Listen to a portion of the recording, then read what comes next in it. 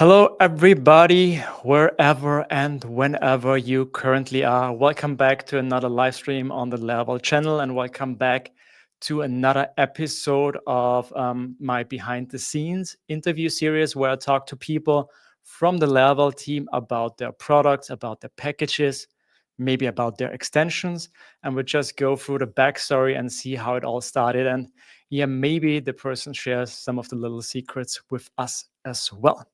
So yeah, I'm not doing this alone. So let's bring in the one and only, the creator of an extension, which was already downloaded over 100,000 times.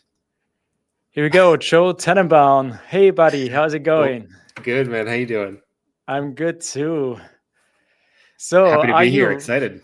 Yeah, I'm so happy. I've been talking about this for quite some time, but now I'm really happy that we managed to do this, and we're happy for everybody who is here.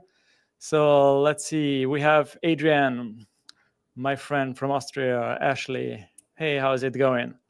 Please tell us also where you're currently from so that we see some different countries here. Kelvin. Ashley is doing some incredible terminal work. I don't know if you've seen the stuff that he's posted, but like, holy cow. Was it? I think I shared something today. Was it the drag and drop? Drag and drop. And then he also implemented like right click context in the menus terminal. in the terminal. Like, in the terminal. Amazing stuff. And when you really say cool. This really means something because yeah, the things that you do are already mind blowing to me. So actually pushing the envelope a little bit. It's amazing. Oh wow, so good. Yeah.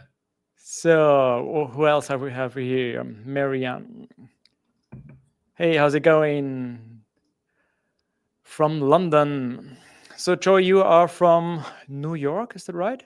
Yeah, I've lived in New York City for almost 20 years at this point. I'm from a very small town in what we call upstate New York. In the US, nobody says, well, I would say very few people say upstate, but you have to say upstate New York because if you just say New York, people assume New York City. So when you grow up in New York State, you have to say I'm from upstate New York. So I'm from upstate New York, a couple hours from the city, but yeah, I've lived here for almost 20 years. So I would consider this almost more home than anywhere else I've lived in my life. So 20 years is a lot, yeah. Yeah, so it's been a minute. Yeah. And I think I heard you saying, I was watching your podcast interview with Matt Stoffer, and you also talked a little bit on your hometown. You said it's like super cozy, small, a lot of green there. It's called the City of the Hills, and it's really nestled amongst like some beautiful hills. And it's one of those things that I didn't really appreciate until I left and came back. Like when you're growing up somewhere, sometimes you don't always like clock what's special about the place. But I came back from college and was visiting, and I kind of looked up and I was like, oh, it's stunning here. Why didn't I like see that? I had to leave to appreciate that. So it's a beautiful little town. It's a beautiful artsy little town. And yeah, I try to get back there when I can, but I don't have a lot of family there anymore. So everybody's moved on. Yeah. Often you have to leave, like with a side project, put it to the side and then come back, and then everything looks better. Exactly. But now that I think about it, with my side projects, often when I came back, it's like, oh my God, what did I do? Yeah. I don't want to see this code anymore. How often do you just scrap the whole thing and just rewrite it again, you know? Laravel new all the way. All the way, every time. Yeah. Yeah, it's so good to have you here, Joe, but also to have everyone else. We have 250 people watching already. Oh my God, so good. What's up. Hello, everyone. Thank you for joining. Yeah, this will be a lot of fun. So I like to start these interviews always with how the two of us met, or when was the first time we interacted with each other, because I think that's always a little bit fun and interesting. And with you, it was like, it was not that long ago, but it was on Twitter, of course. And I saw this guy doing crazy stuff with the terminal. And there was one little video and another video. And I was like, hey, wait, this is really good. And also the way you showed them, also with the video where you showed yourself and the code. And we know this is also not so easy, and you did it in a really nice and really good way. And I learned today also that you were kind of an actor. I'm not sure, or you studied acting. That's a really good way to put it. Kind of an actor is a really good way to put it. I'm sorry.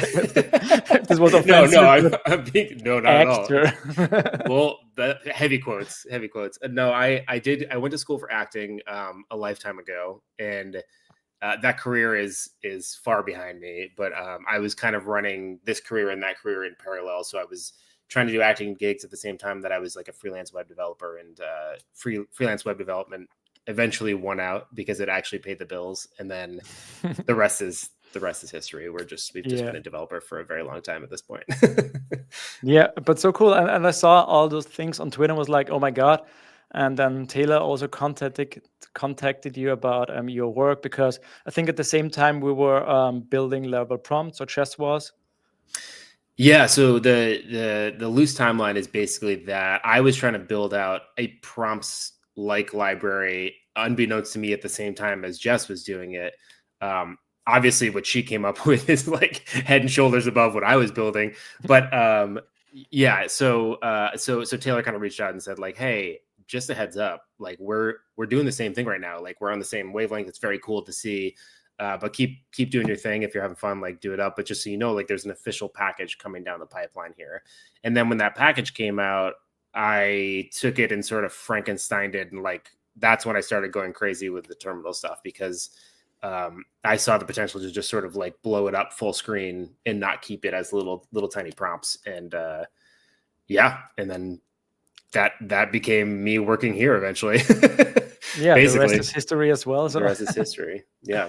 But yeah, that's how I got in touch with you. I saw what you were doing, and yeah, not that long later, as you said, you were also working for Laravel, and now we are teammates. So yeah, and I was like, yeah, we got Joe. And I was like, yeah, I got Laravel. So it was mutual. It was a mutual feeling. But I think the first time we met in person, I think was this last Laracon. I don't think we. Yeah, Laracon US. Yeah, it's last. And yeah, that's the first time that we met. And yeah, of course, this conference was just amazing. And there will be another one this year. So yeah, super excited for you. I can't be there this time, but yeah, this will be also. Oh, I didn't realize you weren't going. Yeah, bummer. Because of the kids, it's not working this time, but I get it. Next year for sure. Yeah. But yeah, that's how we got in touch the first time. That's how we met. And yeah, maybe can you start a little bit about what's your role at Laravel? What are you doing there? And then we'll move on. We will, for everybody else, we will have a little demo then about the VS Code extension. And we will also jump to the comments from time to time and see if there are questions.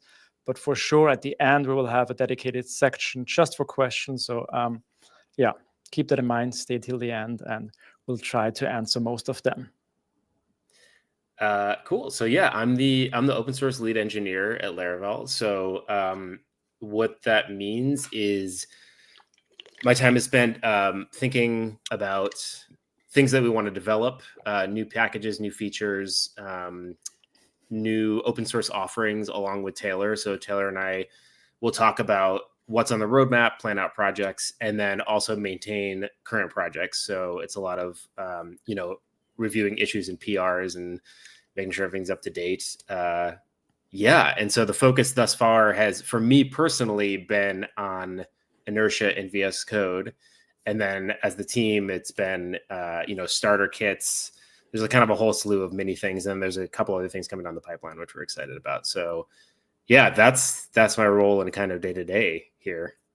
Yeah. And I mean, you came in and right from the beginning, you had to work on those amazing, cool projects like the code extension, which we'll talk about today, but also Inertia 2 and other stuff that you just mentioned. So yeah, you came in and had to prove yourself. Had to get productive right away. Yeah. Yeah. I always say this, but I did feel like joining Laravel was like hopping on a treadmill that was already moving at full speed. Like it was like I had to start running, because you felt as soon as you entered the atmosphere, it was like, oh, we're moving over here. This is, we're going 100 miles an hour. So I just shifted into gear and went 100 miles an hour as well. Yeah. Yeah, that's also what I think is so cool with working at Laravel, because like you said, you feel like this ship is moving all the time. When I started, but of course now even more with all the other amazing people that now work for Laravel. But I think it's also super motivating, because you see we have this channel where everybody shows the demo videos about what they are working on from the different products and things we are working on. It's like, wow, this is so cool. And you're like, oh yeah, I'm also pushing Yeah. it for my work today because I this is also, from sort of a work culture point of view, I love that there's sort of this attitude of like, I'm handing you the ball. The ball is like generally this shape, but you run with it. Now you yeah figure out what this ball can do. So, and I've really enjoyed that about my time thus far at Laravel is that I say this a lot, so people are probably like eye rolling, but it's like it's a very high trust environment. We expect, like we expect big results, but there's like high risk as well. So it's a good culture for developers. It's good developer culture for sure. yeah I think it's just amazing. If you give this freedom to the people, to your developers, to the people you are working with, it's just amazing what they can do with that. Because from a boss perspective, could be okay. I have no idea where they are now working the next 1 or 2 weeks. Of course, Yeah. there are plans what they're working on, but you give them a lot of freedom, and I think people give a lot back in this case, and they really push their work, push themselves to the limits, and everybody wants to contribute to the thing because we're all here because of Laravel, and we want to keep the ship going, and we want Yeah. to And improve the give this ecosystem experience. and like, Yeah. yeah, exactly. Exactly. So this is also, I think, super cool. Okay, should we start now? I think we start with the demo, and then we Sure. go into Yeah. all the backstory and all my questions that I prepared for Sure. you. And Let me maybe give us a share little my demo about screen. what is this code extension which we're talking about today. I know you all know it already. Almost 500 people already watching, so super cool. Oh, nice. That's By the exciting. way, everybody, if you like it so far, please you can also like the video. We always appreciate this. You can also subscribe. We also appreciate this. We put a lot of work here into these videos. So this would be nice of you. Okay, I see your screen. Let me bring this Okay. up here. All right. So here we have the Laravel.com code base. So it's not the fanciest code base, but I thought it was good for some basic demo stuff. So what we tried to focus on with the VS Code extension was just just jamming as much intelligence as possible into VS Code. So if you're using something like PHP Storm and Laravel IDEA, like they've both been around for a long time. That right now, as I would say, like the gold standard, right? So like it's so feature packed and you get a lot of intelligence. We're playing catch up. I don't know if we'll ever get to that level of intelligence, but to be clear, the VS Code extension is not for general PHP like IntelliSense. It's really for Laravel specific IntelliSense. So like you should keep, IntelliFence or whatever else that you have in there for PHP specific stuff. And then this is sort of like an add-on, like a booster pack for if you're writing with Laravel. So you'll see here immediately there's like links everywhere. So you'll see links for configs and views, and what else we got? That's a view. That's a view. Okay, so this is my favorite part, and I didn't really expect this to be my favorite part, but it is. Links are awesome. So you can just click into things, and they'll just pop you right to where you need to go. So you'll see already here we have a component that's linked. So if I want to hop to that component, I just hop right in there. We also have like a lot of auto completion. So we just added, if I can type, auto completion for components. So these are all the components that I have here, right? So that allows you to quickly spin things up. The linking is great. There's hovering, so if you hover, it'll show you what path where that lives. Configs are the same way. It'll show you the config path. If you click in, it'll jump directly to that part of the config.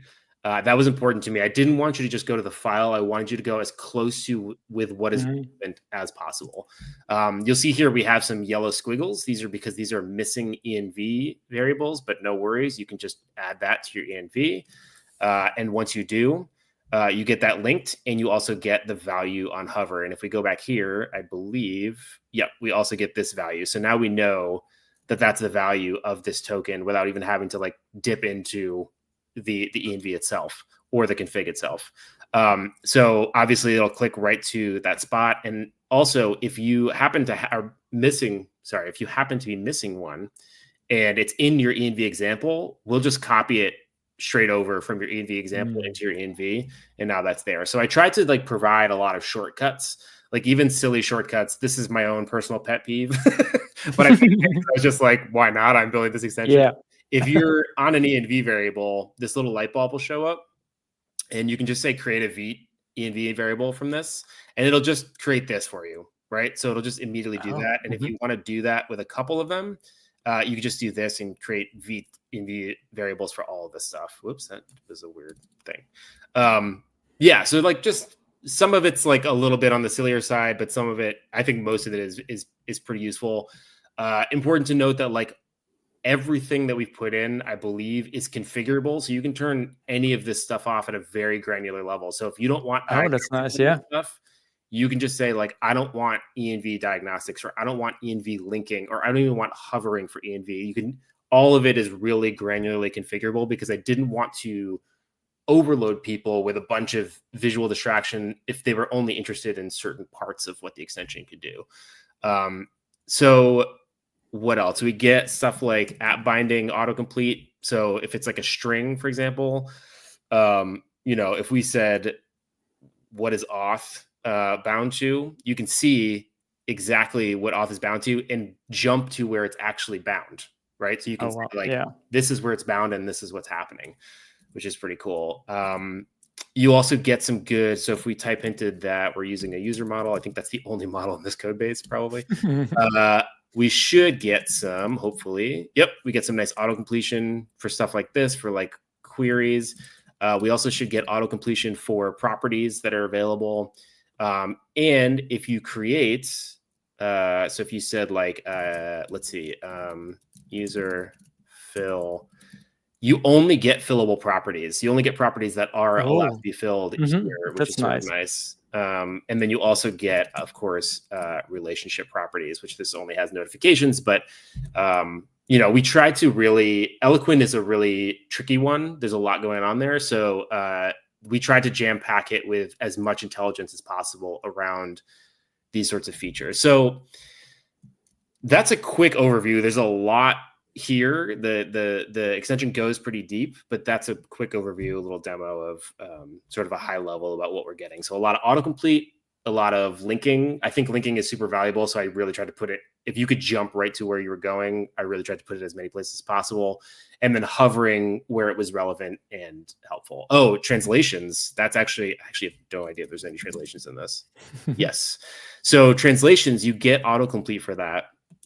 And then, although it's not, this is probably not multilingual, it's not, but you can see if this will list out all of the translations that you have for this string, right? So if you had multiple, they'd all appear here with direct links to those specific translations. And you should, I don't see which one here. This one has a parameter. So if you do this, it'll actually suggest the parameter to you, right? So it knows about parameters that you can fill in and allows you to fill those in automatically. So good. We're really, really trying to help you at every turn, if possible. Yeah, that's it. I'll stop the spiel there. I mean, there are so many little things that altogether just make the difference, the developer experience while coding. It's so different. And I feel like you maybe don't realize it until you try it, and then it's just so good. Just clicking on the things and directly get there. I think that's also what I loved about the first time that I started using PHP Storm, that you can just link different classes, methods, and you can directly check out a framework. How's the framework working? How is this method working? And you can go directly there, and it just changes everything. And also, auto-completion. I mean, we just love good auto-completion for IDEs. We love good auto-completion. We're big fans of good auto-completion. Yeah, for sure. Yeah. I saw one question which I want to bring in here because this is an interesting one, I would say. So there are a couple of extensions for VS Code out there. So can you tell us, can you use multiple ones, or is this now the only one when you really want level-specific stuff, or what's the current state here? Yeah, that is probably the most common question that we get, which is like, does this wipe out all the other extensions that I possibly need? And my answer is always, it depends. What other extensions are you using? Because it's not, I would say it's pretty feature complete, but we still have a ways to go. There's more things that we can support. So if you are filling in support for something that you use all the time. Like, for example, like we're going to be beefing up like Vault and Livewire support soon, but it's not there yet. So if you're using a Vault or Livewire extension, I would keep that around until we're ready to implement that. But I think for the most popular ones, you're pretty well covered. You know, we've got some stuff on the roadmap that'll fill in some of these gaps, but I think for the vast majority of Laravel developers, a PHP IntelliSense extension and our extension brings you, I would say, 90-95% of the way there. Oh, that's nice. Okay, that's good to know for sure. Okay, but I want to talk to you also about the backstory, the beginning. How did it all start? Had you the idea of the extension? Was it already there? So how did you get this gig? So how did I get this gig? I like putting it that way.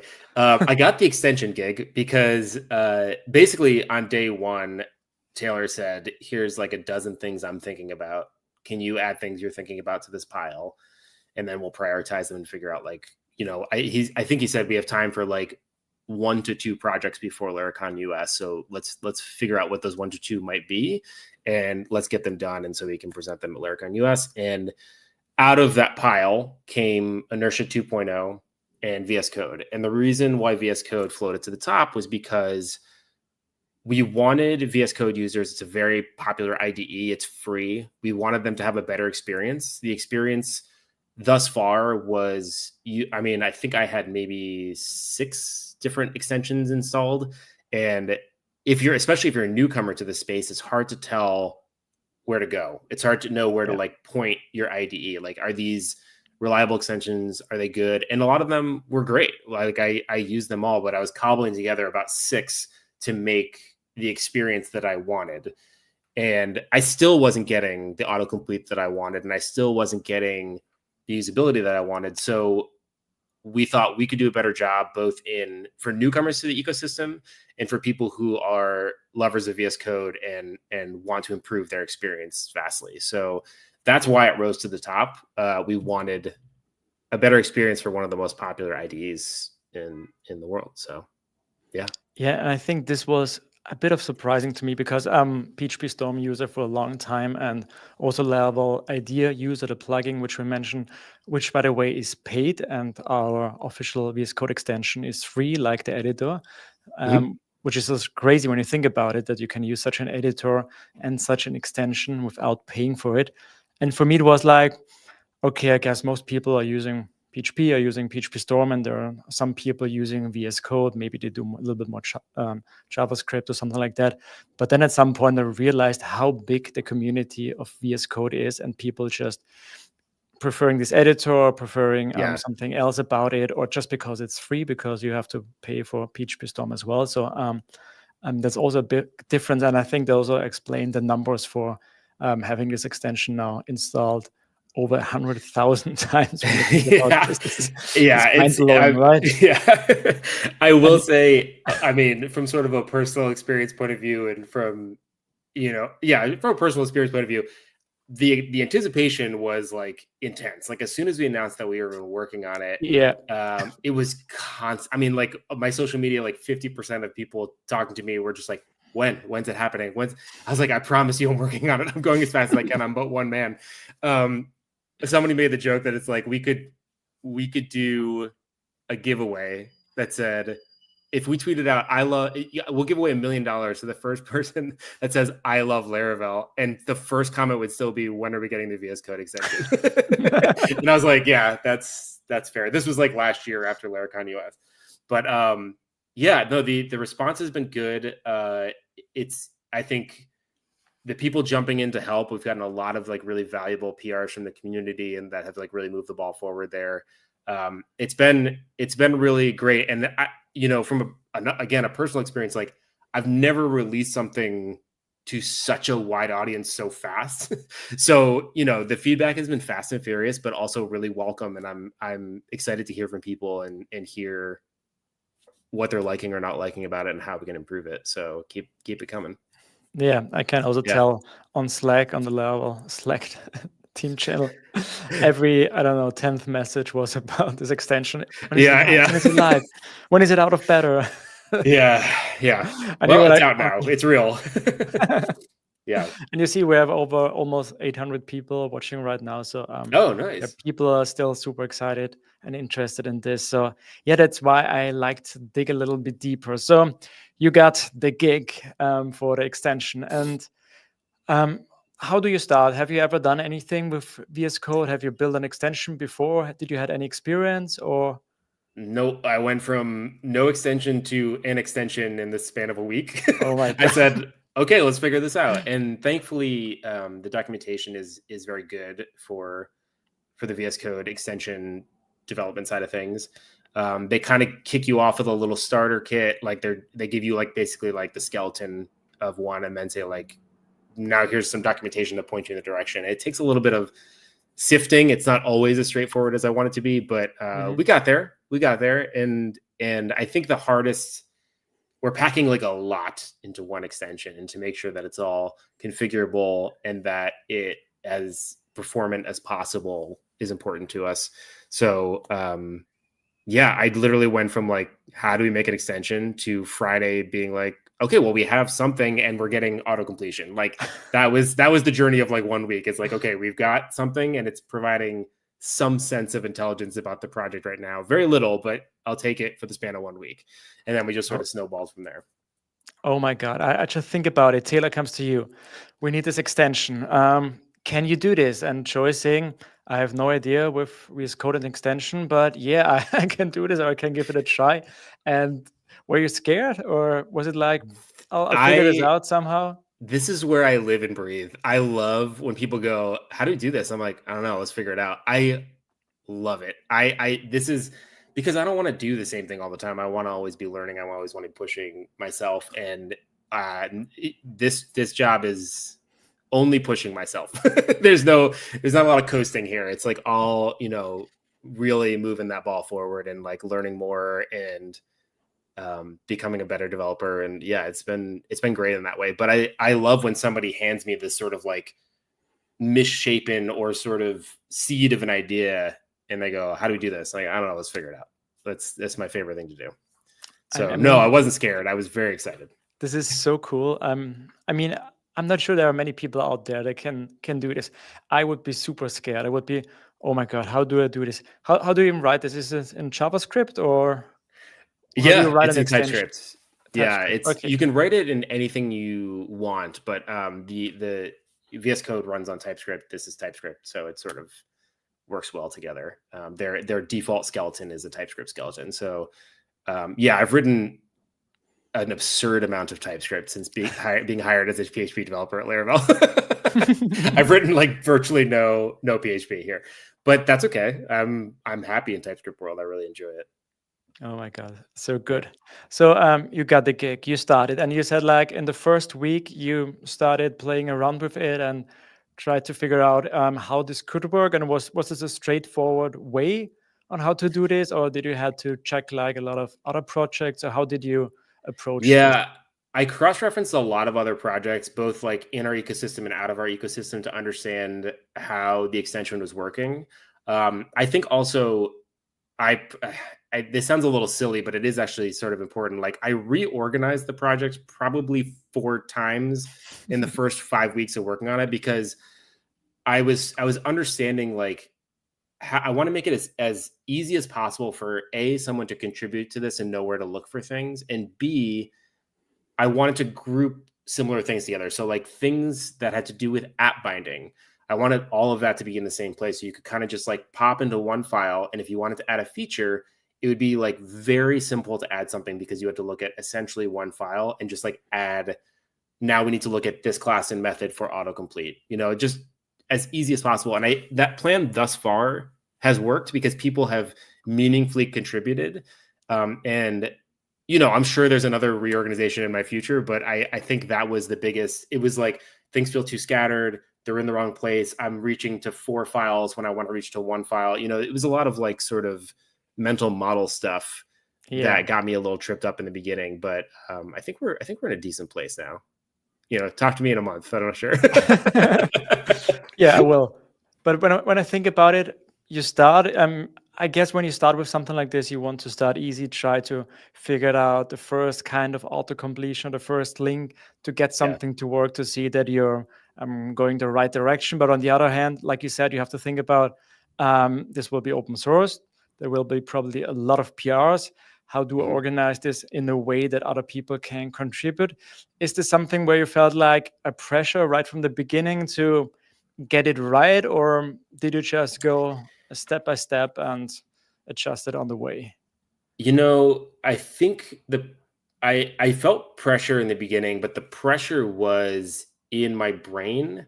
I was like, there are infinity configurations of people's systems, and this is something that's going to Hmm. live on their systems. And so I would say for the first 2 weeks, that was hyper prevalent on my mind, and it got me a little bit like busy at times. 'Cause I'm just like, how do I account for all this stuff? And then I let that go, and I I I tried to be as chill as possible about that, and then worried about that closer to the end because I was like, okay, well, these are the points. We're gonna narrow the points where that sort of thing is important, where we need to like be considerate about like how they're configured, where they're running PHP, all these sorts of things. But let's build everything around that, and then we'll configure those points closer to the end. So I would say that's something we're still working on. We're still trying to get you know a bit better Docker support. There's a couple scenarios where we want to be supporting better, and it's just time and bandwidth right now. But that was where I felt pressure because I was getting tripped up in my own brain to like get it fully right from the beginning. Yeah. And I was like, we don't need to, let's get it working and then we'll get it right for everybody. It's the ultimate, like works on my machine. I don't know, Yeah. but we got there. I mean, the beta was definitely eye opening. It was like, I run PHP like this, and I have a Mac connected to a Windows that's running an Ubuntu server that I SSH, and I was like, whoa, whoa, whoa. Some people What's are doing going on? stuff, but I think we've got a lot of our bases covered, and we're gonna try to cover more as we progress. If that makes Yeah. sense. That's so interesting.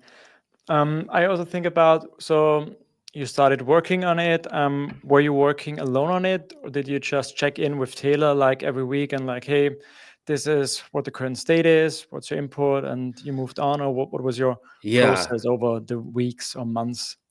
it was so the way it kind of got divvied up is that I had a month to rewrite inertia. I had a month to get a very basic beta of the VS Code extension that would be demoable for Laracon US.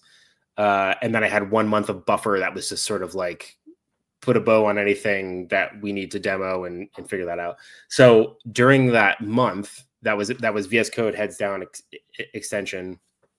The process, it was just me alone, and I was just like, okay, I'm doing this cool thing. I'll shoot a little quick video over to Taylor. He goes, this is awesome. I'm like, sweet. And then we keep Move going. And on. like, he provided direction when it felt like, it needed a little nudge here or there because Taylor has very good taste and he understands like, how these things should be formed. But yeah, it was just me running and gunning on my own and just shooting videos to Taylor every, maybe once a week, every couple of days, something like that. Yeah. Oh, Which is wow. kind of my preferred working style. Like I love working Yeah. with other devs, but sometimes it's fun to just like end to end see something through on your own with a little bit of input here and there. Yeah, it really sounds like that you love this way of working, dig yourself into a topic and try to figure everything out on your own, try to learn as much as you can. Yeah, that's perpetually the goal. Yeah, and I'm sure you learned a ton while building this. Learned a ton. Yeah, my TypeScript was good before. I think it's a lot better now. I mean, like some of this typing we got a little advanced in, at least in my mind at the time. Hmm. And thank God for a little bit of AI. That also was super helpful because when I thought I'd gotten it right, I'd be like, why? Tell me why. And it would at Yeah, least, AI is like okay at that, but it would at least sort of like at least spark an idea that would be like, oh, it's probably this little thing I'm point in missing. the But right direction. yeah, Yeah. point me in the right direction. Yeah.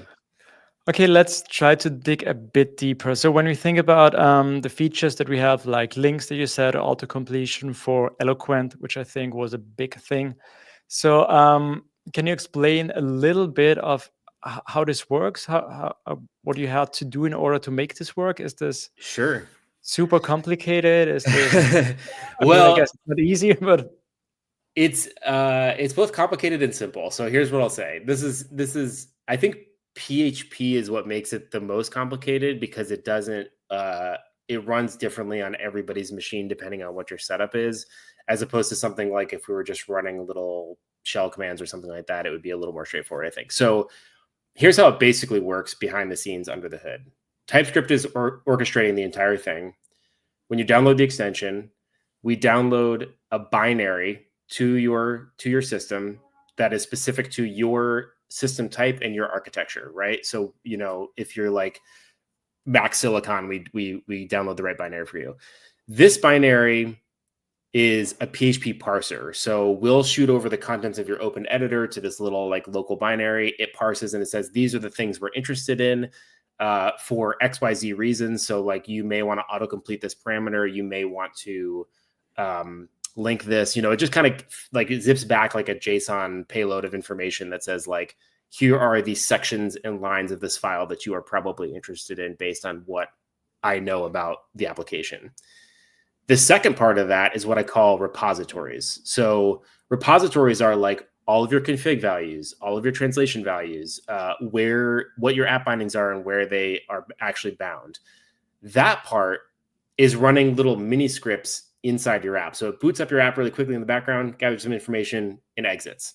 And then as you change files that are relevant to those repositories, so if you change a config file, it'll recollect the config information and make sure that the completions and everything is up to date.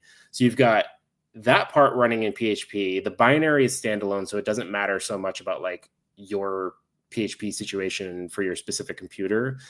But that part, the collecting information about your app, is the part that's specific to like, how did you configure PHP? Are you using Herd? Are you using Valet? Are you using Sail? Like, how did you configure this? We need to run a little script in your app quietly and then gather some information and shoot it back up to the extension.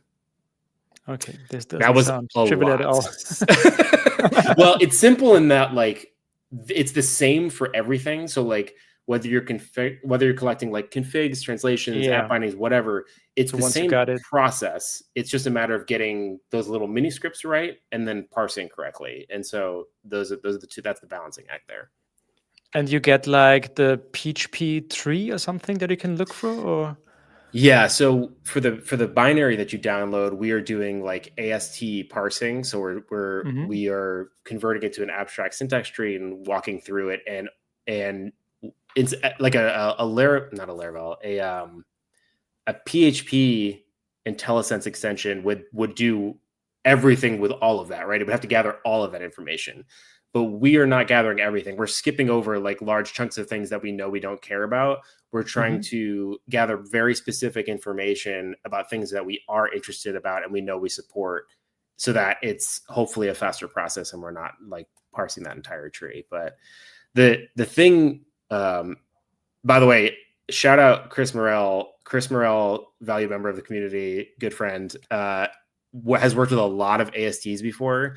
And there was probably 2-3 times where I was like, am I making this overcomplicated? It feels very complicated. He's like, nah, it's just complicated. And like, it was nice to hear somebody who's like done this a lot be like, yeah, you're fine. Keep going. That's the direction that you need to go. So that was cool. ASTs were hard, but they were fun. And I feel like I have like an interesting, weird little tool in my tool belt now, because I know a little bit about ASTs. Yeah. So Chris was also in the chat. So yeah, thanks a lot, Chris, for helping out here. Yeah, it's good when you know these people and you can just talk to them. And on the way we met so many, like myself. A couple of days ago, I was working on something in the terminal, and I asked you about it. And now that I know, I have this guy that I can talk to. He's got really one specific skill set, you know? Yeah, the terminal guy. Yeah, the terminal guy. But now you're the terminal extension and inertia guy. So yeah, and I'm a little more of a catch-all. Yeah. Okay, so good. I think what I also wanted to talk about, you mentioned AST tree, which was tricky. What were like the biggest challenges for you? Or did you had a point where you felt like, okay, this is not working, I can't get this done the way that I wanted to? Or I think that one of the bigger challenges is post-launch, translations were like wild. It was like not, it was so low on my like thinking of like, oh, it's just like, it's so straightforward, gather translations, whatever. But if you have like Statamic or you have Filament or you have one of these packages or frameworks, they are loaded with so much localization, which is amazing. But it was crashing systems because I would try to load it and it was like, no. And so I had to hyper optimize that whole situation. I had to change like how that command was running because it was wild. So that was like, I got a lot of issues about that right out the gate when the beta opened up. People were like, great, translations seem to be crashing like this whole extension. I'm like, okay, cool. And then I was able to replicate it incredibly easily by just like installing Filament. And I was like, okay, now this is our challenge. So I see that took a couple of iterations. That was hard, but we got there, and hopefully we put a button on that. We'll see. Oh, it's so fun because when you think of all the things, the features that you showed and mentioned, I wouldn't think that translation would be the part that you would and me make it both. tricky, but Yeah, you never know. That was news to me, but I received the news. And you had to fix it, yeah. I had to fix it, yeah. And is there also like a part where you felt like, or a piece of code where I felt like this is the part that I'm most proud of, or the feature where I felt like, okay, this felt so good that you got this working, or that you're most happy with? I don't know. I will say that I'm constantly surprised by what it's offering because I forget that it's like, I kind of like forget that it's there. And, to be honest, I don't write a lot of application code these days. I'm writing more Yeah. extensions and libraries, but when I am, I mean, not to like toot my own horn, but like I am always like, oh, it knew about that. That's cool. Like I don't have to think. Like I know that that's like there because it offered to me as auto completion and it's Yeah. linking. So like I don't know, that I'm proud of. I am proud when I use it and when I get to like actually utilize the extension. Like Yeah. when we were rewriting the Laravel.com and website and like things were just populating, it just made it easier and it made it easier to jump around. And, I think that's what spurred me to solidify the Blade support as well, like for Blade components, because it was frustrating that I was able to click on so many things, but I couldn't click through to a Blade component and it was bothering me. I was like, we got to handle this. So I think that month I decided to like, as a side project while we were doing that, I was like, let me just get Blade component support in. And so, yeah, I'm proud of this extension. It's my little baby and I love it. And I want to have it grow bigger and bigger. And I have so many plans for it. So we got more coming for sure. Oh, that's so cool. By the way, over 1,000 people currently watching. So yeah, there's a lot of interest. So I guess people cool. will also have some nice questions. One last question before that. Are there any lessons that you learned with this product? I mean, it was your first VS Code extension. It was your first, I guess, product with so many people interested in providing PRs, I guess, all the time now, and also something that you have to maintain probably long term. So is there any lessons that you learned the hard or easy way? I think I learned a good lesson about prioritization because there was a lot coming in, especially during the beta period. And I had to decide like, excuse me, I'm sorry. What is like a high impact? Like what are high impact? Like 10 of these issues are about translations, let's just say, or like we could knock out 15 of these by just changing this one little thing or making this configurable. And it's like the ability to zoom out and prioritize based on like what is the highest impact thing I could do right now. Because you want to just fix everything. You see these things coming in, you're like, got it. It's just like about a lot of quick wins. But quick wins doesn't always have the most impact, right? Like they're fun, they feel good, it's a little like boost. But sometimes you have to zoom out and do like one hard thing that knocks out like 30% of the problem, right? And so, and then pepper in quick wins because you do need that little like serotonin boost. But yeah, I think that was my big lesson is like the zoom out prioritization techniques that I picked up along the way during this process. Yeah. I guess maybe Taylor also helped you a little bit on that. Maybe I'm not sure if you talked about together, but I guess that's something that he has to do, like all the time, that prioritizing man is everything. next level. He is that man is locked in. He's just like blinders on, like going for it. And I have a lot of respect for that. I'm not always that guy, but he seems to always be that guy, which is amazing. I wish I could take a little bit of that from him. Yeah, but it sounds like you already did a good job here and you learned a lot as well. Yeah, I'm working on it.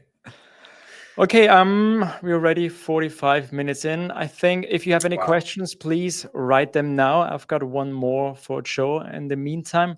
But yeah, tell us if you have any questions, write them in the comments and I'll try to get to a few of them. One last question. What's the roadmap? Do you have anything that you can share already? Any new features coming? We're working on better Livewire and Vault support. That's something that we really want to get right.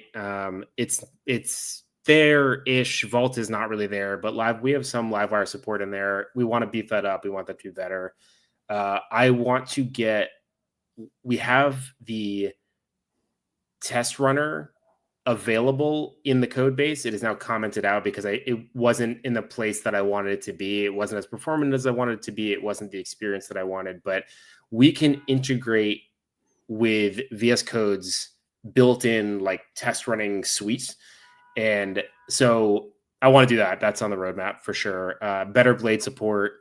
One of the trickier things about this is that even when you're parsing ASTs, you're parsing typically, because people are editing, incomplete documents, right? So you're parsing invalid PHP. And there are some good blade parsers out there, but they're not what we call fault tolerant, i.e. like they're expecting a complete blade document. And so I think I have to write a fault tolerant blade parser, which is like not something I necessarily want to do, but I think is something that I'm going to do. It's on your list now. It's now on my list. So I want better blade support, and those are some of the highlighted things. I mean, the roadmap, the potential roadmap is a mile long. I have such a long list, but those are three big ones that I want to get accomplished. Yeah, I think that's really cool about this project, that there's a lot you can do with in the future, especially if Laravel and the framework is evolving, new features there, something new stuff. And like you said, our extensions are supporting stuff that maybe you want to do there as well. So I guess you still have a lot to do in the future, which is nice. There's infinity to do. This could go on literally forever. So it just depends on, again, like what are the high impact things? Like what would change the developer experience as you work? And I think those three items right now are like high on my list of, I think, high impact improvements. Yeah. Awesome. Okay, then let's check here the questions. Please keep them going. Great question. Laravel for life. Yeah. Perfect question. I would say yes, right? So, where do we start here? Let's start with this one. Is it supposed to work on Lumen? Yes. I honestly haven't tried it with Lumen. I guess it should, but I could fire up a project and see if it does. I'll be honest, I don't know. It should, but I don't see why it wouldn't. But yeah, I guess if you're interested, please give it a try and let us know if it doesn't work. But I assume that they're asking because it probably doesn't, but it's probably a simple fix to like adjust it so that it does. Yeah, I'll look into that. Okay, you already mentioned support for Blade. Is there anything that there's missing, or? Syntax highlighting should be there already. Formatting not yet, but coming soon. That's part of like better Blade support. In general, I think the syntax highlighting could probably be improved a little bit, and we want to bring formatting into the fold as well. I think that's important. So that's coming with the like package of Blade improvements coming down the pipeline. Okay, awesome. I'm not sure about this one. How can we mix the AI with this extension? However you want. Dealer's choice. Yeah, do it up. And it shouldn't conflict. Yeah, I mean, I use Copilot, I guess. I don't know, whatever's in there. along with it, and it doesn't seem to conflict. So I don't know. Dealer's choice. However you want to mix it is. Yeah, gotta try. Yeah. Here's another one. Hi, one question. Is the extension compatible with all Laravel versions? So we have the same support plan as support plan. That's not right. What about support policy? I was like, it's not a plan. That's a policy. As what exists on the official Laravel documentation. So we officially support anything that has long-term support and is not in like bug fix mode, basically. And then I've been trying to unofficially go back and make sure that it works with like earlier versions, but I'm officially supporting what is officially supported by Laravel via the documentation. That's the official policy. Cool. Another one. I noticed I need to use query for eloquent so I get correct auto completion. Can you elaborate on that? Is that true? Do you need that? You shouldn't need to, although I'm sure it doesn't hurt, but you shouldn't need to. You should be able to get proper auto completion without doing that. Okay. Yeah. If you're not, file an issue, and I'll take a look at your specific situation. Chris, my boss is here. I use it with Never heard of Cursor. him. Works perfect. Good to know. Also, Ashley again. Oh, a lot of people ask about the Open VSX, which is the like Cursor has like the Visual Studio Marketplace. That's their version. It's not actually Cursor. It's Open VSX. It's like an alternate version of the store. We are working on getting the extension up there. It's been a little bit of a process, but we are working on that. I know a lot of people are clamoring for that. People who use like Cursor, and I think is Windsurf. I think Windsurf also uses the Open VSX. So to get ahead of that question, it's coming down the pipeline. Yeah. Cool. So that's your chance. If you have any more question. I'm not sure if you can answer this one. How can you join the Laravel team as an intern? Do you need an assistant intern that you can? Do I need an intern? I don't know an intern, but yeah, I wish I had a witty response to that, but I just have nothing right now. Okay, we also got an answer here. I think there's an issue open for Lumen, so okay, just for you. There's another one. Can we expect Laravel Pint? Yes, that is a Pint. Christoph and I were just talking about this. Pint. I feel like somebody at some point said it's Pint, not Pint. And I was like, I don't know about that. I think Nuno. Let's say it's Pint. I think he thought it was Pint from Lint, which is the other. Oh, is it a play on that? Maybe it's a play on that. I think it is. Okay, then we'll say Pint. So Laravel Pint. Yes, I would love to get this. I'm craving this right now. I would love this to be in there. So I think it's pretty trivial. So I think I'm gonna bump it in priority. We're currently in like a work cycle, but I think during the like cool down between, I might just like slip that in somewhere because I think it's gonna be pretty easy to do. Famous last words. Yeah, and then translation is coming. Yeah, exactly. Oof. Okay, now it's clear. It's Ben, thank you. Oh, there it is. Thanks, buddy. Okay, 1,200 people watching already. Oh my guys, we are so excited to have you all here. Again, this is the last chance. If you have any questions, we're going to end the stream in a couple of minutes. Also, a little reminder from myself, please, if you're already here and like the stream so far, give it a like, which we like, and also subscribe if you haven't. There's also something they would really appreciate. So if you have any more question for Joe, this is your chance. In the meantime, Joe, is there anything else that we haven't talked about regarding the extension, the product, the process, what's coming up? Is there anything that you said we missed or that you want to mention? I don't think so. I'm just excited and grateful for the community. I think like we have the best community, and the feedback and the PRs is just, it's been amazing, and I really appreciate it. And thank you. And it's mind blowing to me that we get like, I don't know, what is like 1,000 installations a day. It's just like, it's mind blowing. So thank you. I truly appreciate it. And keep it coming, because I love it. So good. I mean, I think that's a more general one, but since we have a couple of minutes, we can bring this in. What advice would you give to a beginner like me who is entering the field of Laravel? Is there anything that you would advise here, Joe? What advice would I give? I would say, if you can swing it, grab a Laracast subscription. I think it's such a valuable resource. Not that I maybe I can set up a sort of referral program with that. Laracast, for me, coming up, very valuable resource. Jeffrey is top tier at what he does, and the team that he's assembled is amazing. I think blasting through a couple of those videos will get you so far, and if you code along with them, I think it's so valuable.